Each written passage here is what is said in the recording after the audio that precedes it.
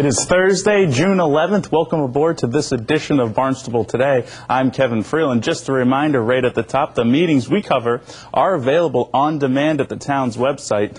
That's www.town.barnstable.ma.us. And I'm Andrew Gobiel. Thank you very much for joining us from the hearing room here in Town Hall today. School committee members this week dealt with a number of issues: the status of facilities, the naming of some schools, and the status of the Cobb Fund. With the untimely death this year of longtime Cobb Fund trustee David Cole, Deborah Blanchette was appointed interim Cobb Fund trustee. Now, the appointment was necessary to allow the disbursement of Cobb Fund monies. However, there may now be a delay in her approval and subsequent disbursement of funds. We hear first from School Board Counsel Bill Butler. Town filed a petition with the probate court to have Ms. Blanchette approved, and 3 parties filed appearances, which really means they filed objections to her appointment. Which means that we can't even pay the bills.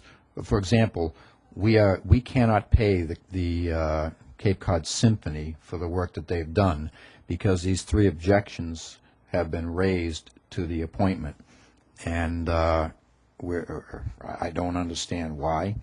And we're trying to move forward, but what to me should have been a simple process has become far more complex than it should be. And we met as late as this afternoon at 4 o'clock to discuss this at length. So it's public record who filed these appeals? Yes, it is public record. It is a public record. Does anybody want to say who it is? I'm not sure it's productive to... Well, okay. Where is it found? It's public record. It's the Barnstable Probate Court in the county court complex over in Barnstable Village. So to go there and to look for the public record. Right. I will do that. Well, call me. Sure, none of the reporters out there would be interested in that. Well, that's not the sort of productive news that we want to hear, and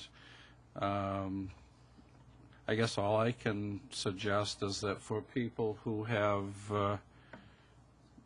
made actions that are not in the best interest of the schools and the students and the programs, that maybe they rethink their position and do something that would be for the common good and not for their own good, if that may be the case. Yeah, and I'm not certain it is. I'm not certain of the rationale behind it, Ralph, and that's one of the things that...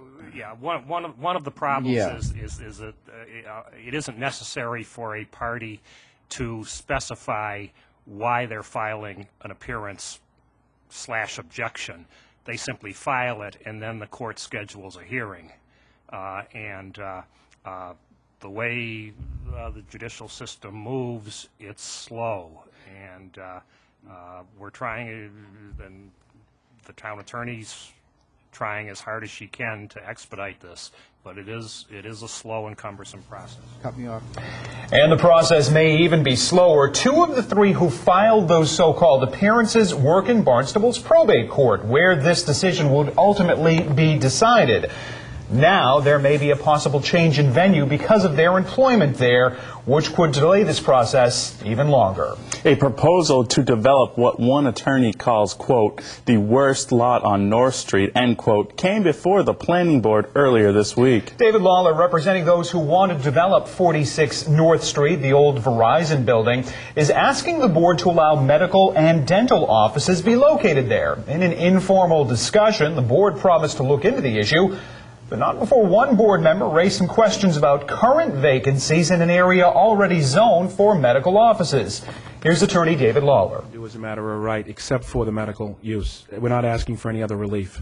We put in there parking, but I don't think we need it. I think that under the plan we have sufficient parking. I put parking in there in case the negotiations resulted in the smaller parking field, which sometimes happens. But everything else, any office use, anything else, we can all do as a matter of right. It's the medical use, which is the only issue, and obviously, I just wanted the board to understand that as far as regulatory agreements are concerned, there's not a lot of issues other than that one major issue. And obviously, I'd be honored to work with the two members of the board that you've selected, as well as staff, and more than happy to do so. And Felicia, I believe I kept it under 15 minutes. We still got 3 minutes to go. Yes, and where if there is any questions or anything, or do you have? I just got Ms. one. Penn? I have one question. So we have, I don't mean to be facetious on this at all, but the existing building and the new building may be used for medical and/or dental, provided the regulatory agreement's worked out and that waiver is allowed. That's what we're seeking. But it may also be just regular office use. That's as a matter of right. Under the OM district, it's Right. multifamily office district, Right. multifamily office. So here's my question for you. Has the market changed that significantly, that you would be willing to go forward with a medical use downtown, whereas a block across from the hospital, medical use isn't of any value? I know what you're referring to, another project that there are. Owner, no? No, it's a different owner. It's not a completely different owner, but there's a completely different set of. One of the owners is. First of all, I don't think that. I think that's a separate applicant. That's. No, I don't want to discuss that project. I'm asking you. I don't. Well, first and foremost, it was brought to the planning board's attention that the market for medical space those are was valid different, at this time. So I'm. Those are that's why different I'm owners, curious. and for whatever reason, there are certain medical uses that don't want to go down there, and that's what we've discovered.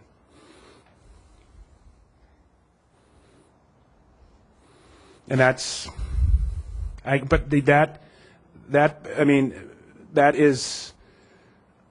that other project is not before the board, and I represent that other project, but that other project also consists of a group of developers.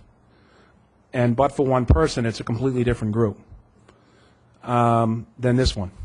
So these are two limited actually the group at the North Street, at the Main Street, is the same group. They're two separate groups. So I'm a little uncomfortable just comparing the two, because I have two separate clients. The board isn't really, and I don't believe Ms. Penn's that concerned about the two different groups. She's just, as far as I gather it, Ms. Penn's just concerned, as there may be some other board members concerned with the use of medical here, and that hopefully will be worked out. We are still informal here. So I understand that, but this will all be worked out. She was asking me as it compared to, it was obvious what she was asking, and I was just trying to address it. And I understand your concerns. But I'm just saying is that they're two separate entities. I know that. I don't care about the ownership. It's just strange to me that within the medical district, there's no market for medical offices, but in the OM district, there's a market for medical offices. That's all I'm saying. And honestly, that's what we're finding. Any other questions? I'm just puzzled by the new construction request. It's a pretty vast lot, and there's room. I think the economic viability, there's plenty of parking for it.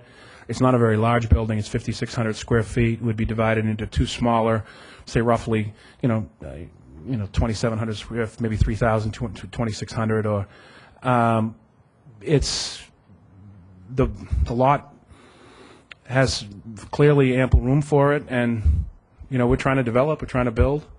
I think, in this economy, someone that's coming forward and trying to propose these things, that wants to go forward on these and has the ability to do so is a great thing. Obviously, they'll be built in accordance with the DIP, which are the requirements as set forth, by the town ordinances. And we think it would be a very nice building. We obviously want to fill the big building first, and then get going with the 5,600. But the board is going to look into this issue. There are no meetings on the town calendar this evening. For Andrew Gobeil, I'm Kevin Friel. Thanks for joining us.